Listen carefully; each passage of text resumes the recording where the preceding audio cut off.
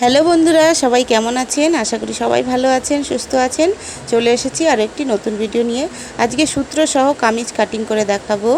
তো কামিজ এখন কাটিং করার জন্য যে সমস্ত মেজারমেন্টগুলো চাই সেগুলো আমি এখানে আপনাদের দেখিয়ে দিচ্ছি, আর স্ক্রিনেও আমি দিয়ে দেবো কীভাবে কী মেজারমেন্টগুলো আছে। সমস্ত মেজারমেন্টগুলো এই হিসাবেই আজকে কাটিংটা করব।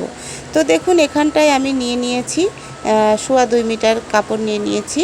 তো এটা সুতির কাপড়, আর দেখুন ছাপাটা উল্টো করেই রাখা আছে, যেটা সোজা দিক সেটা উল্টো করেই রাখা রয়েছে। আর দেখুন আমি এখানে ডবল লেয়ার নিয়ে নিয়েছি, আর ভেতরের দিকে দেখিয়ে দিচ্ছি। দেখুন সোজা পাশটা কিন্তু ভেতরের দিকে আছে। এইভাবে কাটিং করলে যখন সেলাই করবেন, ফিটিং করবেন, তখন সুবিধা হবে। সেই জন্য সবসময় উল্টিয়ে নেবেন কাপড়। তো এবার এই কাপড়টা যেভাবে ভাঁজ করা রয়েছে এভাবে কিন্তু নেব না, তার কারণ কাপড়টাকে আমাকে বাঁচিয়ে কাজ করতে হবে।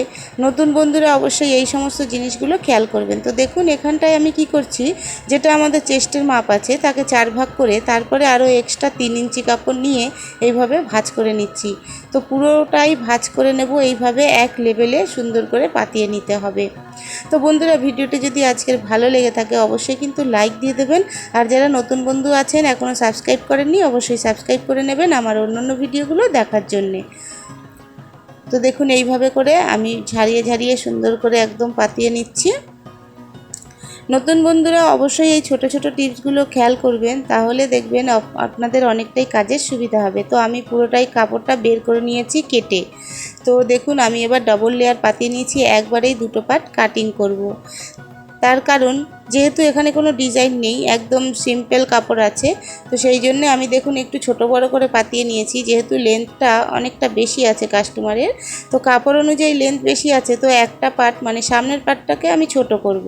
তো দেখুন এখানে যতটা লেন্থ আছে এবার মেপে নিয়ে তারপরে উপর থেকে 6 ইঞ্চিতে একটা পয়েন্ট করলাম, আর এদিকে 19.5 ইঞ্চিতে একটা পয়েন্ট করলাম।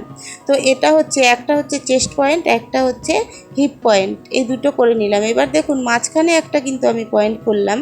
এই পয়েন্টটা কিসের পয়েন্ট আপনাদেরকে আমি বলবো সবই। তো পয়েন্টটা দেখে নিন। তো উপরেরটা হচ্ছে আমাদের চেস্টের, মাঝখানেরটা কোমর, পরেরটা আমাদের কিন্তু হিপের মাপ হয়ে গেল। এবার এখান থেকে চেস্ট নিতে হবে।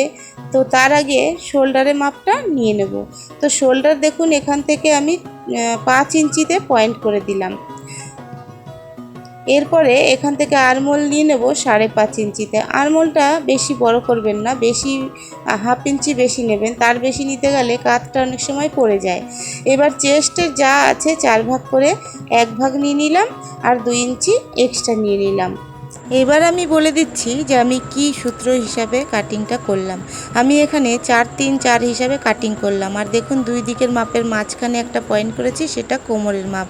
তো চেস্ট আর হিপের মাঝখানে কিন্তু কোমর আসবে। সব সময় খেয়াল রাখবেন, যে কোনো সাইজের হোক না কেন কামিজ, হিপ আর চেস্ট এই দুটোর মাঝখানে একদম সেন্টারে যেখানে মাঝখানটা হবে সেখানেই হবে কিন্তু কোমরের মাপ।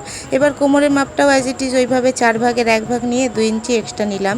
হিপের দিকটায় 4 ভাগের 1 ভাগ নিয়ে তারপরে এক্সট্রা যেখানে নেবেন সেখানে কিন্তু 1 ইঞ্চি এক্সট্রা নেবেন। যেহেতু আমরা এখানে মুড়বো, তো 2 ইঞ্চি কাপড় আমাদের মোড়ার দরকার নেই, 1 ইঞ্চি মুড়তে হবে ওখানটায়, তাহলে দেখতে সুন্দর হবে।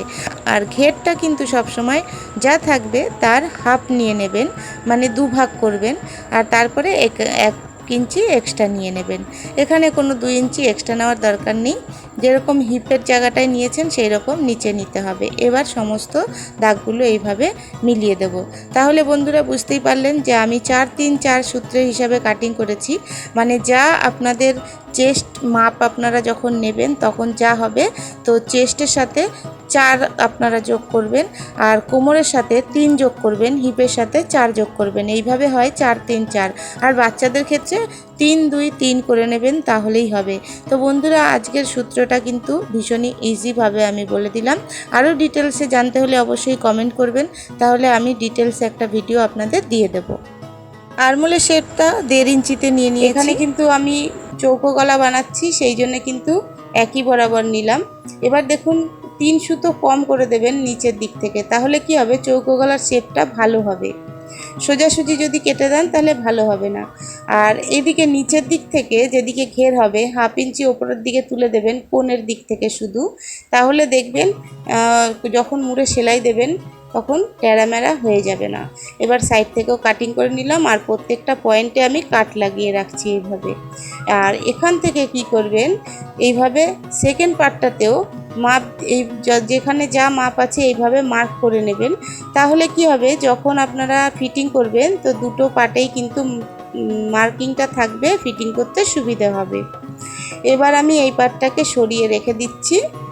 এবার নেকটাকে আগে কাটিং করে নেব। তো ফ্রন্ট সাইডের যে চৌকো গলাটা ড্র করেছিলাম সেটা কাটিং করে নিচ্ছি। এবার এটা আমি সরিয়ে রাখছি। এবার ব্যাক পার্টের নেকটা কাটিং করে নেব। তো ফ্রন্ট পার্টে যেরকম নিয়েছিলাম শোল্ডারের দিকে 2 ইঞ্চি, ঠিক এই পার্টটাতেও 2 ইঞ্চি নেব। তো ব্যাক পার্টে আছে গোল গলা, তো সেই জন্য শোল্ডারের দিক থেকেও কিন্তু 2 ইঞ্চি নিয়ে নিচ্ছি। আর লেন্থটা আছে 7.5 ইঞ্চি, হাফ ইঞ্চি এক্সট্রা নিয়ে নিলাম, তো 8 ইঞ্চি হয়ে গেল। এবার এই দিক থেকেও 8 ইঞ্চি নিয়ে নিলাম। আর এই দিক থেকে দেখুন 2.5 ইঞ্চিতে পয়েন্ট করে দেবো। উপরে 2 নিয়েছি, নিচে 2.5 নিয়েছি, হাফ ইঞ্চি এক্সট্রা নিয়ে আমি এইভাবে একটু ছড়ানো করে দেবো গলাটা। যদি নিচে থেকেও 2 ইঞ্চি নিতাম তাহলে একটু বন্ধ বন্ধ হতো। তারপরে রাউন্ড শেপ দিয়ে দেবেন, সুন্দর একটা রাউন্ড শেপের কিন্তু নেক পেয়ে যাবেন। এবার পট্টিটাও এইভাবে এই পট্টিটা থেকেই কেটে নেব। তো দেখুন যেখানে রাউন্ড আছে, ঠিক রাউন্ড শেপটা যেখানে আছে সেখানটায় বসিয়ে দেবেন পট্টিটা। তারপরে দেখবেন কতটা ছোট বড় কোন দিকে হচ্ছে সেই দিকে একটু জয়েন্ট করে নেবেন।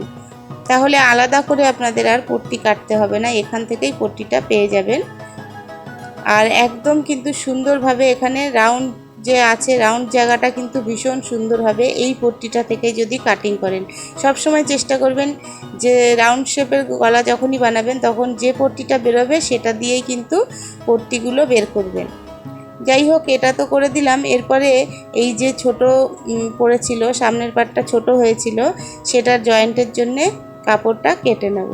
তো এবার এখানে মেপে দেখব, আমাদের 41 ইঞ্চি লেন্থ ছিল, তো 41.5 ইঞ্চি অবধি আমাদের নিতে হবে।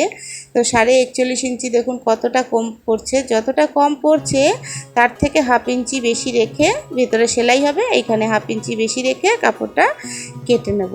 এবার টুকরো কাপড় যে সাইড থেকে বেরিয়েছিল এখান থেকে স্লিপও কাটিং হবে, তবে স্লিপ কাটিং করার পরে অনেকটাই কাপড় বেঁচে যাবে। তো সেটা দিয়েই কিন্তু আমি এখানে এই পট্টিটা নিয়ে নিলাম, মানে এক্সট্রা যে পাটটুকু কম পড়েছিল সেটা নিয়ে নিলাম। দেখুন কত সুন্দর। এবার জয়েন্ট করে এখানে ডিজাইন লাগিয়ে দেবো। সালোয়ারের যে কাপড় বেরোবে সেখান থেকে কাপড় নিয়ে এখানে ডিজাইন বসিয়ে দেবো। তো এই হয়ে গেল, এইভাবে কাটিং করলাম। যাই হোক বন্ধুরা, আজকের কাটিং তো দেখিয়ে দিলাম। আর এইখানে চৌকো গলার পট্টিটাও কেটে নিচ্ছি। 2 দিকে 1.5 ইঞ্চি 1.5 ইঞ্চি ছেড়ে দিয়ে তারপরে এইভাবে বসিয়ে কেটে নেব। ভীষণই ইজি। যাই হোক বন্ধুরা, আজকের মতন এই অবধি, দেখা হবে নেক্সট ভিডিওতে। Thank you so much.